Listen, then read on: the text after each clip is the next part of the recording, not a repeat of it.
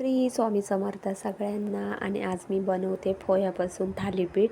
अगोदर 2दा-3दा व्यवस्थित असे धुवून घ्या आणि सगळं पाणी काढून घ्या आणि थोडंसं पाणी मारा आणि नंतर 5-10 मिनिटांनी मस्तपैकी ते पूर्ण ना पोहे पूर्ण आतमध्ये असे लागताना असा मोठा गोळा करून घ्या.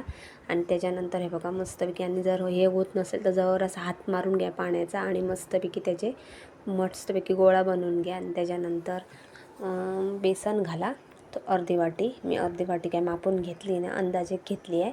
बेसन अर्धी वाटी गव्हाचं पीठ, त्याच्यानंतर चवीनुसार मीठ घ्या पाहिजे तेवढं तुम्हाला. आणि त्याच्यानंतर मी तिखट मिरची नाही टाकली कारण की लहान मुलं पण माझे खाणार आहेत आणि भेटली तर ओरडतील म्हणून. मग सगळे लाल तिखट, हळद, त्याच्यानंतर कांदा आणि भरपूर सारे हिरवी कोथिंबीर घ्या.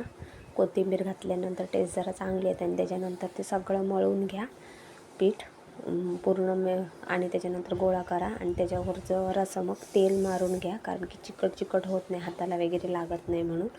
आणि त्याच्यानंतर मी प्लॅस्टिक एक पिशवी घेतलेली हे करायला, तेलाची पिशवी होती ती कट करून घेतलेली आणि तिकडे तवा ठेवलेला आहे गरम करायला, त्याच्यावरती मग चिटकत नाही म्हणून. आणि चांगले पाहिजे तेवढे तुम्हाला पातळ जाड असे तुम्ही करून घ्या. मस्त लागतात एकदम कुरकुरीत असे पोह्याचे. आणि तुम्ही पण कधीतरी एकदा ट्राय करून बघा, छान लागतात हे पोह्याचे पण थालीपीठं.